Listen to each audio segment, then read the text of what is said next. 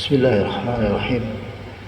Assalamualaikum warahmatullahi wabarakatuh.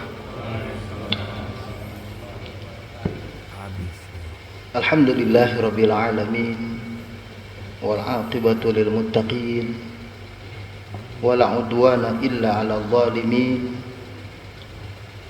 Wassalatu wassalamu ala sayyidil mursalin Nabiyyina Muhammadin wa ala alihi wa sahbihi ajma'in wa ba'du. Jemaah subuh yang dirahmati Allah, alhamdulillah pada kesempatan pagi ba'da subuh ini, dengan taufik, inayah dan maunah dari Allah, kita diberikan kesempatan untuk kembali mengkaji ayat-ayatnya, yang pada kesempatan ini kita akan coba bahas. Kalau kemarin kita sedikit singgung tentang bagaimana sikap kita dalam menghadapi cobaan atau ujian dalam kehidupan ini, pada kesempatan ini kita akan melihat keterangan Nabi kita Muhammad sallallahu alaihi wasallam dan beberapa ayat yang terkait dengan apa yang biasa Nabi lakukan dalam zikir dan doa yang beliau sampaikan ketika menghadapi ujian atau cobaan tersebut. Baik, yang pertama kita melihat di dalam Al-Quran di surah Al-Baqarah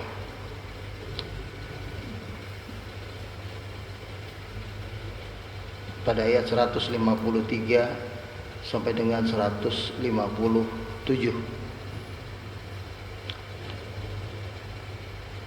Allah berfirman, A'udzu billahi minasyaitonir rajim. Ya ayyuhalladzina amanu, wahai orang-orang yang beriman, ista'inu bis-sabri was-shalah. Mintalah tolong kepada Allah dalam bentuk amalan, sikap sabar, dan amalan salat. Innallaha ma'as sabirin. Sesungguhnya Allah bersama dengan orang-orang yang bersikap sabar.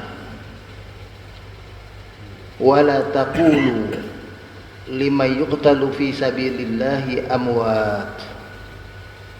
Dan jangan kalian katakan orang-orang yang terbunuh dalam perang di jalan Allah itu sebagai orang-orang yang mati biasa. Bal ahya'un, bahkan sebenarnya mereka adalah orang-orang yang hidup. Kematian mereka tidak sama dengan kematian orang-orang biasa. Walakin la tash'uru, akan tetapi kalian tidak menyadarinya.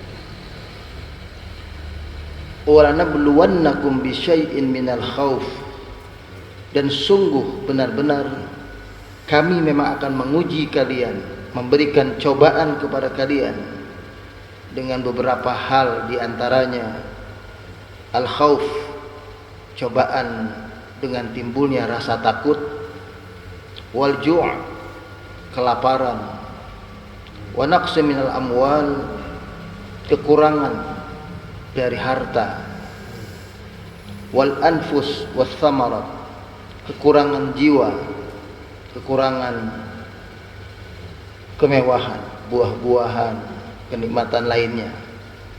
Wa basyiris sabirin, dan kabarkanlah berita gembira kepada mereka-mereka yang bersikap sabar.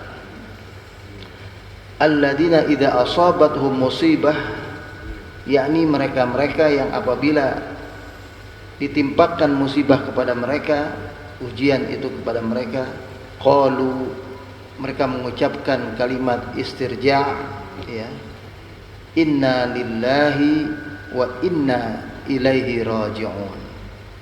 Sesungguhnya kita semua adalah milik Allah, dan sesungguhnya kita semua akan kembali kepada Allah. ulaika alaihim salawatu min rabbihim wa rahmah. Mereka itulah orang-orang yang mendapatkan dari Allah Tuhan mereka salawat, jaminan keselamatan, ketenangan, wa rahmah, dan rahmatnya. Wa ulaika humul muhtadun, dan mereka itulah orang-orang yang berada di atas petunjuk. Selain ayat ini, ada satu hadis Nabi yang menarik untuk kita simak. Kata Nabi, ajaban li amril mukmin, sungguh menakjubkan hidupnya orang mukmin itu. Idza qadallahu lahu khairan syakara fakanat lahu khair. Begitu menakjubkan hidupnya orang mukmin, di mana ketika Allah memberikan ujian kepadanya berupa kenikmatan, berupa kemewahan, berupa kelebihan-kelebihan, dia menyikapinya dengan sikap syukur, maka itu menambah kebaikan pada dirinya. Jadi pahalanya malah bertambah. Wa idza qadallahu lahu syarran sabara fakanat lahu khair. Sebaliknya ketika mereka mendapati ujian berupa cobaan-cobaan yang tidak mengenakan, kesulitan-kesulitan, kesusahan-kesusahan, penderitaan-penderitaan, dia mampu menyikapinya dengan sikap sabar. Maka hal itu menjadi kebaikan baginya. Apapun yang Allah berikan kepada kita, semuanya adalah kebaikan. Tergantung bagaimana kita menyikapinya. Dan orang beriman pasti menyikapinya dengan dua sikap tadi. Dapat kenikmatan, dia sikapi dengan rasa syukur. Dapat penderitaan, dia sikapi dengan sikap sabar. Maka keduanya, natijahnya, hasilnya adalah kebaikan. Di dalam hal ini ada diterangkan, di antaranya ada satu hadis dari Abdullah bin Hubaib radhiyallahu anhu, Rasulullah sallallahu alaihi wasallam memerintahkan kepadanya untuk membaca surat Al-Ikhlas, surat Al-Ma'udzatain, yakni qul a'udzu birabbil falaq dan qul a'udzu birabbin nas, sebanyak 3 kali. Maka dia akan aman dari segala sesuatu, kata Nabi. Iqra qul huwallahu ahad wal ma'udatain hina tumsi wa tusbih 3 marrat takfika min kulli syai. Bacalah qul huwallahu ahad, yakni surat Al-Ikhlas, dan ma'udatain, yakni surat Al-Falaq dan surat An-Nas, saat kamu berada di sore hari dan di pagi hari, maka engkau aman dari segala sesuatu. Nah, jadi supaya sikap 2 hal tadi, mensyukuri nikmat ketika datang atau bersikap sabar ketika datang musibah atau ujian dan penderitaan, maka salah satu caranya adalah amalannya, kata Nabi, setiap pagi dan petang. Jadi ba'da subuh ini sampai dengan atau yang keduanya ba'da asar. Jadi sesudah sholat subuh, sesudah sholat asar, kita mengamalkan membaca ayat-ayat tersebut masing-masing 3 kali. Jadi Al-Ikhlas 3 kali, kemudian Al-Falaq 3 kali, dan kemudian An-Nas 3 kali. Boleh dibacanya masing-masing berurutan dulu, semuanya 3 kali. Boleh Al-Ikhlas dulu 3 kali, boleh Al-Falaq 3 kali, kemudian An-Nas 3 kali. Kemudian Rasulullah sallallahu alaihi wasallam juga mengajarkan doa perlindungan. Ketika datang sesuatu yang buruk, apakah itu penyakit, apakah itu hal yang memang kita ingin menghindarkan diri darinya, ya, ataupun hal-hal yang biasanya terjadi pada banyak orang, yang itu hal yang tidak kita harapkan terjadi pada diri kita. Maka Rasulullah mengajarkan dalam sebuah hadis dari Abu Daud, An-Nasai dan Ibnu Hibban, kata Nabi, "Qul, ucapkanlah kalimat Allahumma inni a'udzubika minal baras wal junun wal judam wa min sayyi'il asqam." Jadi Nabi ajarkan, bacalah oleh kalian saat kalian merasakan hal yang tidak baik atau yang terjadi pada orang lain tidak baik, dan kita berharap itu tidak menimpa kita. Katakanlah ada musibah menimpa saudara kita di Sumatera, ya, dan itu kita berharap tidak terjadi pada diri kita, atau ada orang lain yang punya musibah kebakaran dan kita berharap itu tidak terjadi pada diri kita, ya, walaupun kalau akhirnya terjadi seperti tadi sikap orang beriman, ya, datang dia sikapi dengan sikap sabar. Maka amalan itu, kata Nabi, bacalah kalimat Allahumma inni a'udzubika minal baros. Ya Allah, aku berlindung kepada Engkau dari penyakit al-baros. Ya, itu penyakit istilahnya yang menular. Kalau di sini diterjemahkan penyakit sopak. Ya. Wal junun, penyakit gila. Ya, orang sampai hilang akal. Wal judam, penyakit kulit, kusta. Ya. Wa min sayyi'il asqam, dan dari hal-hal buruk yang mengerikan yang akan menimpa diri kita. Nah, itu salah satu bacaan yang dibaca oleh Nabi, ya. Kemudian dari Utsman bin Affan radhiyallahu anhu, ia berkata, Rasulullah sallallahu alaihi wasallam itu mengatakan, ma min abdin yadhkuru fis sabah wa fil masa, tidaklah seorang hamba membaca di waktu pagi dan di waktu petang bacaan kalimat berikut, ya. Bismillahilladzi la yadurru ma'asmihi syai'un fil ard wala fis sama wa huwa samiul alim, illa an ya'ti Allahu bihi at-tuma'ninah was sakinah. Jadi dianjurkan membaca kalimat pagi dan petang, yaitu Bismillahilladzi la yadurru ma'asmihi syai'un fil ard wala fis sama wa huwa samiul alim. Ya, ini yang dirutinkan, maka ketenangan, ya, keamanan akan selalu menyertai orang tersebut. Bismillah, dengan nama Allah, alladzi, ya, yang la yadurru, tidak akan terjadi bahaya apapun, tidak akan terjadi mudarat, tidak akan terjadi hal-hal yang tidak mengenakan itu, ma'asmihi syai'un fil ard, bersama dengan perlindungan Allah, dengan namanya yang kita agungkan, ya, yang ada di dalam kehidupan di muka bumi ini, dalam kehidupan di muka bumi ini tidak akan terjadi hal yang tidak baik itu.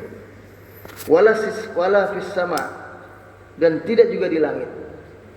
Ini hal yang membahayakan itu, yang mudarat tidak akan terjadi di bumi dan di langit ketika kita mendekat dengan Allah Subhanahu wa taala. Wa huwa samiul alim, dan dia adalah zat yang maha mendengar lagi maha mengetahui. Kemudian terakhir, ini bacaan yang biasa dibaca oleh Nabi dalam sebuah hadis riwayat Bukhari Muslim. Rasulullah sallallahu alaihi wasallam menyuruh kita membaca 2 ayat terakhir surat Al-Baqarah, ya.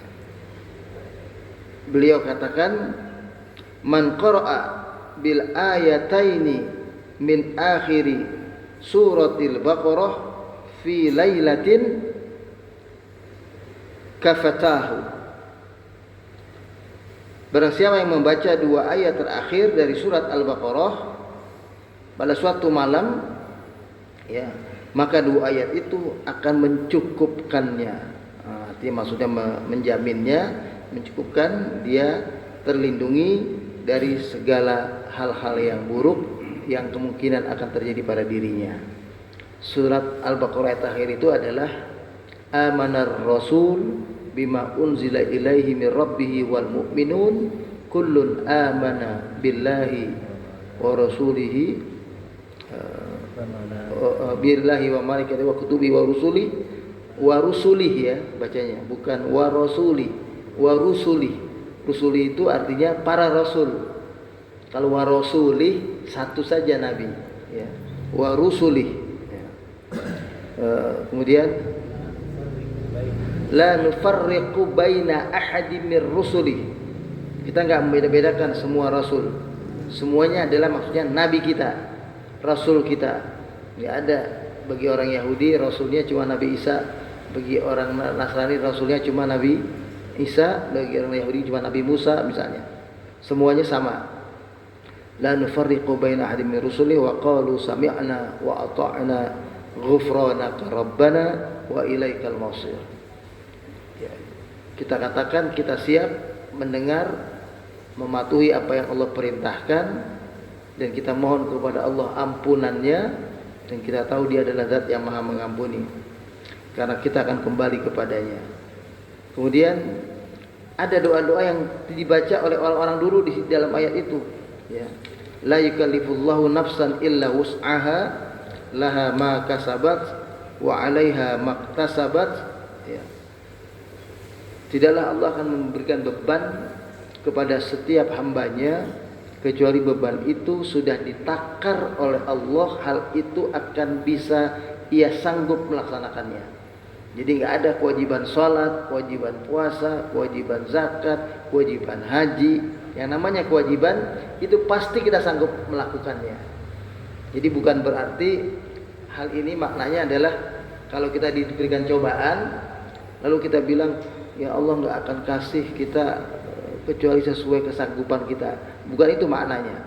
Maknanya adalah beban yang menjadi kewajiban yang Allah telah berikan kepada kita, yang sudah Allah berikan, seperti kewajiban sholat, kewajiban puasa, kewajiban zakat, termasuk hal-hal yang akan terjadi pada diri kita ini, ya, baik itu adalah ujian kesenangan maupun ujian penderitaan tadi, maka kecuali itu adalah hal-hal yang Allah sudah tahu kita akan sanggup memikulnya.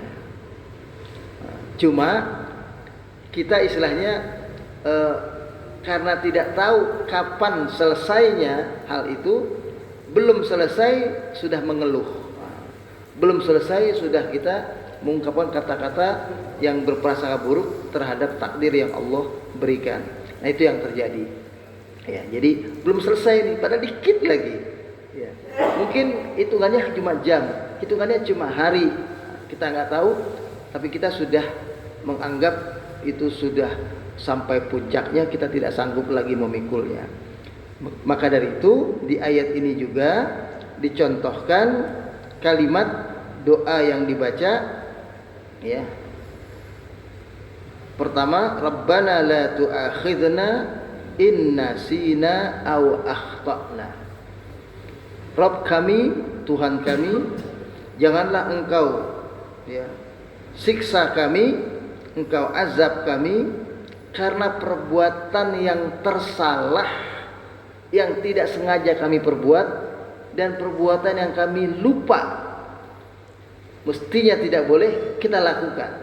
Jadi hal-hal yang tidak sengaja, yang kita lupa, yang kita tidak sadari, semoga Allah mengampuninya. Itu pertama, begitu yang kita minta. Kemudian yang kedua, Rabbana wa la tahmil alaina isran. Ya Allah Tuhan kami, janganlah Engkau.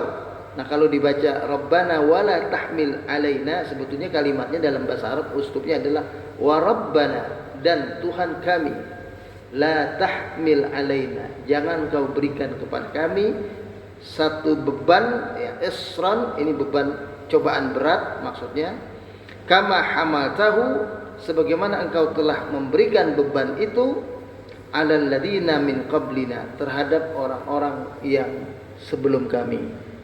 Semuanya mengalami cobaan-cobaan yang berat. Kemudian kita juga katakan Rabbana wala tuhammilna, ya Allah Tuhan kami, janganlah engkau memberikan beban kepada kami mala taqata lana bi, suatu beban yang kami tidak akan sanggup memikulnya. Jadi kalau dikasih ujian yang kami bakal lulus aja, itu begitu. Nah, makanya akhirnya Allah memberikan cobaan kepada orang-orang beriman itu biasanya sesuai dengan kadar keimanan orang itu. Kalau imannya masih sedikit atau masih tipis, masih lemah, ya cobaannya cobaan kecil.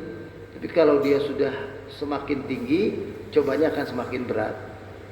Ya kayak sebuah pohon, ya kalau kecil ya anginnya kecil, kalau dia tinggi anginnya besar.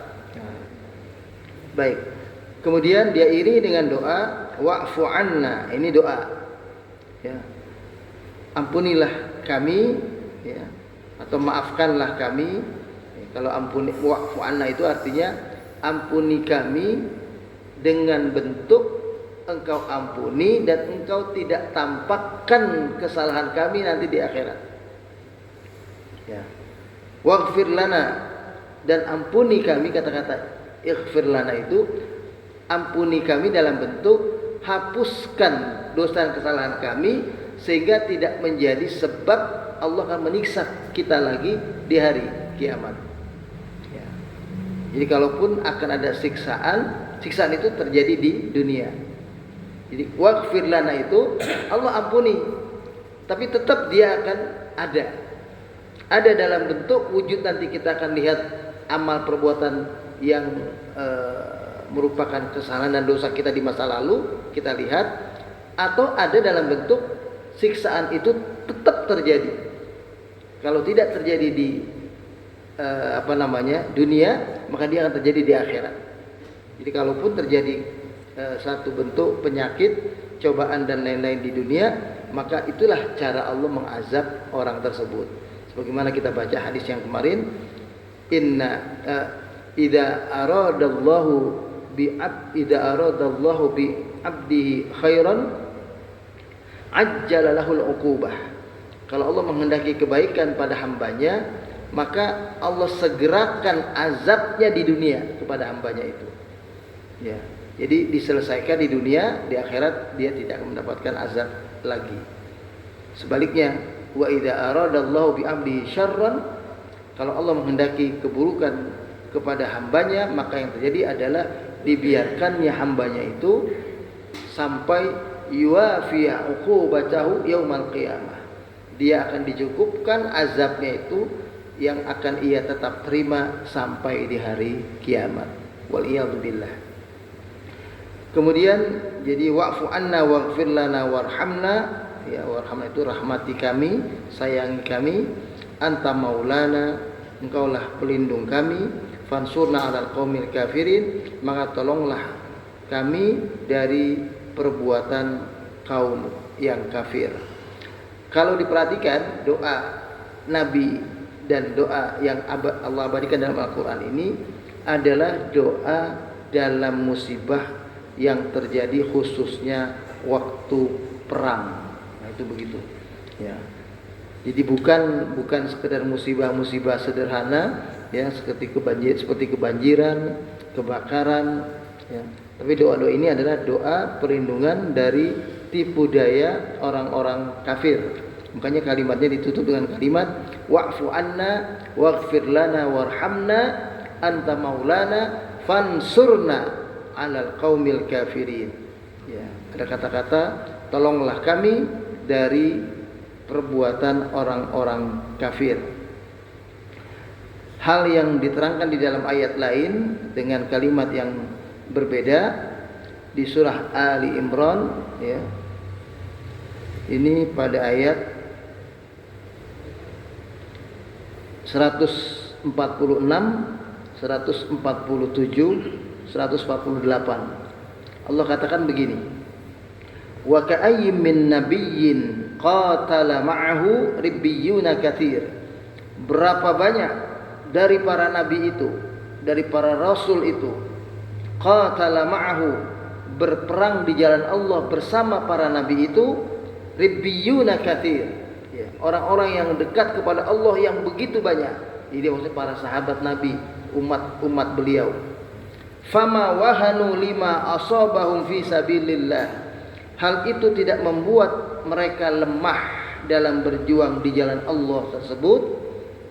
Wama da'ufu, tidak membuat mereka lemah dalam bentuk fisik.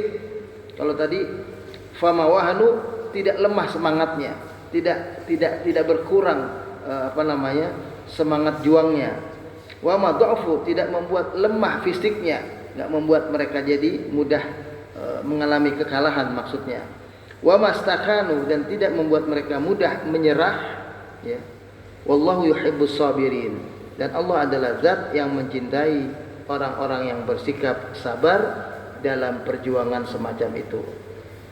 Dan ucapan mereka tidak ada lain illa an qalu, kecuali mereka mengucapkan kalimat. Nah, ini kalimat, ya, Nabi dan para sahabat yang bersikap sabar, khususnya dalam menghadapi peperangan. Kalau ini dalam peperangan mereka berdoa, Rabbana ighfir lana, ya Allah Tuhan kami, ampunilah kami, dzunubana, semua dosa-dosa kami, wa israfana fi amrina, dan semua hal yang berlebih-lebihan dalam kehidupan kami selama ini, wa tsabbit aqdamana, dan teguhkanlah pendirian kami, wansurna 'alal qaumil kafirin, dan tolonglah kami dalam berjuang menghadapi orang-orang kafir.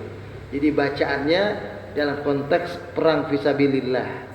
Dan di ayat surah Al Imran bacaannya lebih ada tambahan lagi, Rabbana ighfir lana dzunubana wa israfana fi amrina wa tsabbit aqdamana wansurna 'alal qaumil kafirin. Ya Allah Tuhan kami, ya, ampunilah dosa dan kesalahan kami. Jadi semua sahabat itu ketika berperang tujuannya adalah atau berharap dengan perang yang mereka perbuat, semua dosa mereka di masa lalu Allah hapuskan, diputihkan. Itu begitu harapannya. Makanya Rabbana ighfir lana dzunubana, hapuskan semua kesalahan kami sehingga tidak ada yang tersisa. Dan memang dalam hadis dikatakan ketika orang wafat di jalan Allah, semua dosanya Allah ampuni, Allah hapuskan, kecuali satu. Masih ada kecualinya. Apa itu? Utang. Utang yang terkait dengan hak orang lain itu tetap belum diampuni, belum dihapus. Kecuali lagi, tapi ada kecualinya, kalau dia mati syahidnya di dalam peperangan di lautan. Nah, jadi kalau orang yang berperang di lautan sampai meninggal dunia, dia gugur fisabilillah, itulah yang baru dihapuskan semua dosanya termasuk utang. Tapi kalau dia gugur fisabilillah dalam perang darat, ya, maka itu tidak termasuk, utang itu tidak termasuk yang dihapuskan. Jadi hati-hati, masalah hak anak Adam itu belum selesai. Kalau kita walaupun sudah kita wafat sebagai pejuang di jalan Allah, tapi perjuangan itu wafatnya di darat, ya, hanya wafat di laut. Karena wafat di laut itu lebih lebih menyakitkan, katakanlah begitu, lebih hal yang sangat memberatkan, ya. Jadi ya kita tahulah kalau kita katakanlah menjelang kematian di darat dengan menjelang kematian di lautan itu berbeda, ya. Karena di lautan itu kita betul-betul merasakan proses kematian itu luar biasa. Kita tenggelam dalam ketidakmampuan kita, itu sudah berusaha pegang ini, pegang itu, minta tolong kemana-mana pun, itu tidak ada. Nah, itu makanya dalam konteks itu barulah utang itu bebas, ya. Jadi hati-hati, orang jangan berpikir, wah sudah saya pengen diampuni oleh Allah, dia ikut perang lalu mati, utangnya masih ada, itu di akhirat masih ditanya itu kalau masih ada utang. Dan kemudian ini menarik, doa di dalam ayat ini dikatakan kemudian wa israfana fi amrina, hal-hal yang berlebihan dalam urusan kami selama ini. Jadi misalnya ya kita berlebihan dalam agama, kan disuruh kita tawassut, ada di tengah, ya, tidak kurang, la tafrid wala ifrat, tidak berlebihan. Jadi maksudnya jangan sampai karena kita ingin beragama ketat akhirnya kita berlebihan. Sebaliknya, karena kita tidak ingin beragama sebagaimana ya nggak pengen dianggap ketat, akhirnya kurang. Ya, yang berlebihan itu seperti sahabat Nabi. Sahabat Nabi itu begini, Pak. Dia kalau sholat tahajud, ingin sholat tahajudnya itu betul-betul sempurna, itu bahkan dulu mereka ikat tali dari kamarnya itu ujung ke ujung. Dia kalau sholat ditaruh talinya di sini. Jadi kalau dia sholat kemudian ngantuk, itu talinya kena dia begini. Kan kita kalau sholat ngantuk kan pasti gini nih, kan gitu kan, jatuh. Nah, itu supaya nggak jatuh begitu, dia kasih tali. Nah, itu ternyata begitu diketahui oleh Nabi, itu termasuk amal berlebih-lebihan. Nggak perlu begitu. Kalau ngantuk tidurlah.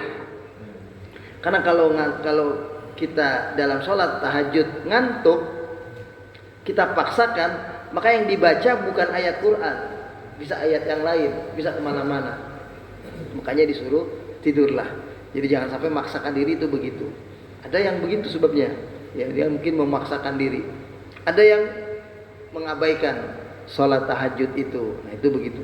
Jadi di antara keduanya itu yang disebut dengan wa israfana fi amrina wa thabit aqdamana, dan teguhkan pendirian kami, wansuna 'alal qaumil kafirin, tolonglah kami dalam berjuang menghadapi orang-orang yang kafir. Ditutup sebelumnya ya dengan kalimat di ayat ini surah Ali Imran, fa'atahumullahu thawabad dunya wa husna thawabil akhirah. Maka mereka itulah yang dengan sikap sabarnya, ya, terus berjuang di jalan Allah ini menghadapi orang-orang kafir tadi itu semua, Allah akan memberikan kepada mereka thawabad dunia, pahala dunia. Dunianya mungkin dapat tambahan teritorial, dapat baju besi, dapat baju perang, dapat harta rampasan perang, dapat kekuasaan, dapat menjatuhkan wilayah. Kayak di zaman Nabi dulu, ya, sahabat-sahabat Nabi akhirnya punya kekuasaan sampai ke Baghdad, Irak, sampai ke Mesir, sampai kemana, sampai bahkan ke Eropa. Nah, itu adalah pahala dunia, ya, balasan dunia yang Allah berikan kepada orang-orang yang berjuang. Dan yang kedua, wa husna thawabil akhirah, ya, balasan kebaikan berupa pahala nanti di akhirat yang pasti akan mereka terima. Wallahu yuhibbul muhsinin, dan Allah adalah zat yang mencintai orang-orang yang berbuat ihsan, ya, berbuat kebaikan baik di dunia maupun hal yang berakibat pahalanya nanti sampai di akhirat.